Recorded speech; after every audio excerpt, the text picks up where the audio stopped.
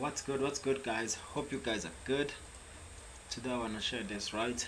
Um, this is a risk management for prop firm that I was using in order to pass my forex fund um, program challenge, right? So I hope this information it's gonna help you in order to pass yours, right? Like what I was trying to do here cannot be um, fully understood, right? But it will give you an idea of how to risk in terms of percentage when you're starting, when you're near the end. It depends, right? So it also depends on the strategy that you'll be using, right? So on this specific video, uh, it's not forcing you to follow strictly this risk management, but it can help you um, maybe modify or make some tweaks on your risk management when you're trading these challenges, right? So I call this the number line risk diagram, right? This is a number line risk diagram. Basically, what it does is, as you can see at the top, I have the number of days. We have 5 trading days, right? In a week, 20 trading days in a month. I know it can be more, but strictly I just chose to use this, right, for your challenge, um, for any challenge for that matter, right?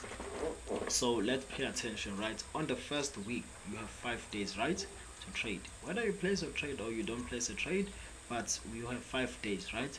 Here, I think it's wise. This is the method I used, right? I think it's wise to risk 1% to 3%. Reason being, if you read carefully there, this is a winning stage or a digging the whole stage, right? So, what do I mean by that is it's either if you are risking 2% and you are able to maybe gain a 1 is to 3 risk to reward, right? You are up by 6%, right?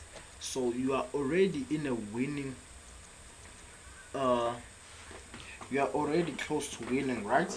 So that's amazing. You can win this in the on your following entry. If you are lucky enough, you can get a win again, then win the stage, right? Win the challenge, the entire challenge. I mean, right? Um, the reason why I'm saying you can risk 1% to 3%, it's because you still have time. There's a lot of time in your plate. You still have like 15 days to trade. So on this phase, you can risk more, right? Because you can still recover your losses, right? This is the first stage. It's a winning stage or digging the whole stage, right? It's very important that you understand this. If you maybe let's say you are lucky enough, then you choose maybe to risk 3%. The market goes in your favor for a 1 is to 3% RR, right? So you are up 9%. If your profit target is 10%, you are only left with 1%. And another thing that you have to use that is not written here is once you are up more than 5%, you no longer risk more than 2%, right? You no longer risk more than 2%. So this was just to illustrate the recovery phase, the aggressive phase, right? So on the first week, make sure you follow this step on your A plus setups only. Remember, guys, it's important that we trade A plus setups because they are the ones that are most likely to give us um, the wins, right? The second week, guys, as you can see, you can also risk 1 to 3%. Remember, on the first week, you are not forced, obligated to trade, right? If your entry does not appear, it's fine. The following week, you still stick with the 1 to 3% risk. It's still the same phase. You are digging the hole. It's either you win or you go home, right?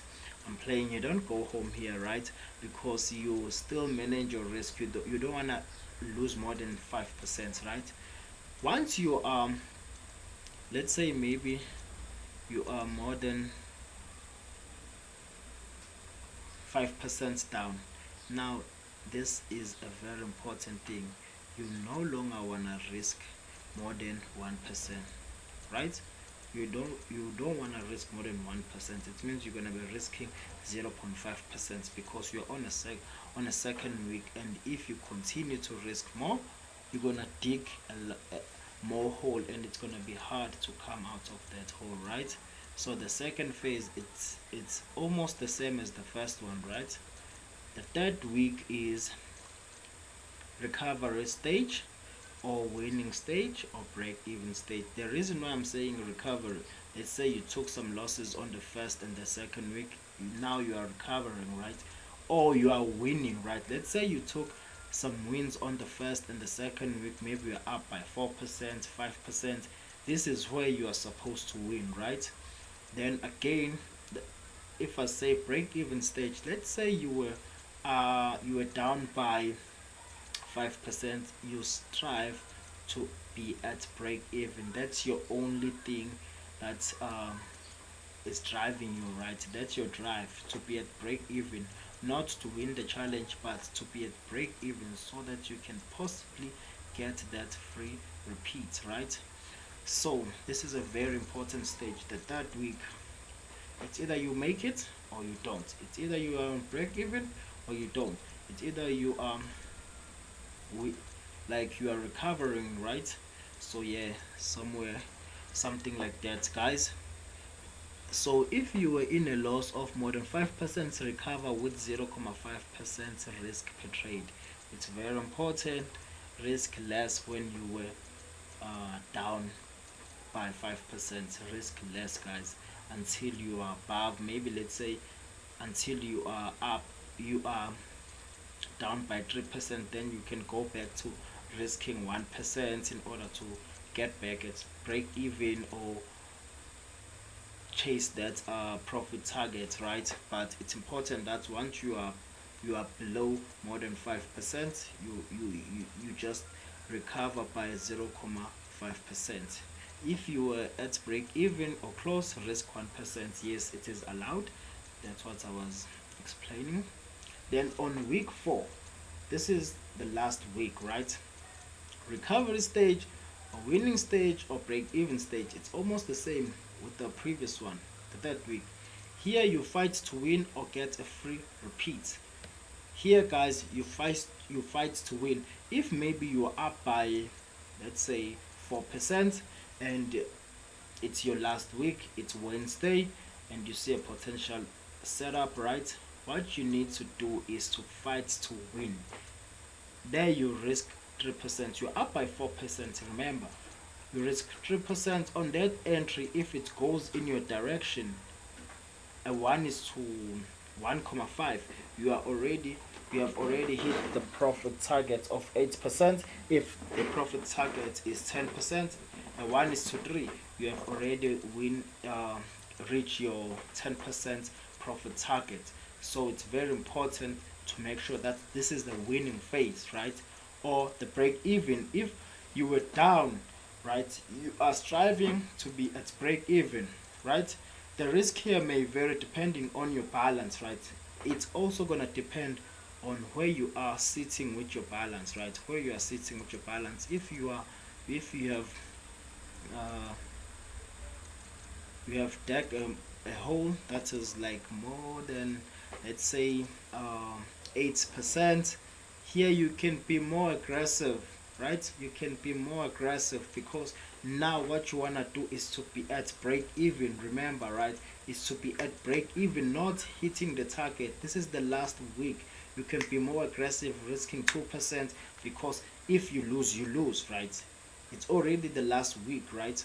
So what you need to do, if you are deep in the hole, make sure you risk more, but giving yourself some chance to, maybe it's going to depend on the number of days that you are left with, and you know how your entries tend to appear or present themselves in the market. If you were deep in the hole, make sure you risk more on this last week, right?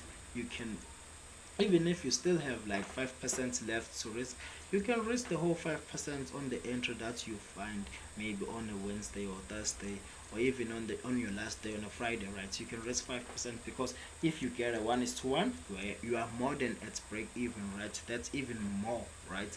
So it's very important, guys, that you keep this in mind. um what else? Am I leaving something out? uh, but I think with this risk management diagram, you can be able to see how easy it is to pass these challenges, right? How easy it is to pass these challenges. And I can't stress it enough, guys. It's very important to stick to A plus setups, right? Or a setups, right? Whatever you call it, but you know those entries that you are definitely most sure about, that they may go into your direction, right? We all know that trading is a game of probability, but sometimes you just have to know that this is a high uh, probability setup, right? So yeah, guys, I hope you found this information insightful, fruitful, and you can use it to your trading. Beauty of the beast, guys. Peace and love.